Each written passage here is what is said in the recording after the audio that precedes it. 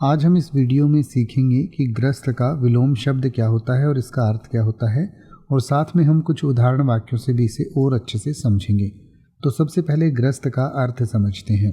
ग्रस्त का अर्थ होता है पीड़ित या प्रभावित, यानी कि जैसे कोई भी व्यक्ति किसी चीज़ से पीड़ित है या प्रभावित है, यानी कि उस चीज़ के प्रभाव में है। जैसे मान लीजिए कोई व्यक्ति बीमार है, तो बीमारी को हम हिंदी में रोग कहते हैं, और बीमार व्यक्ति को हम कह सकते हैं कि वो रोगग्रस्त है, यानी कि रोग से पीड़ित है।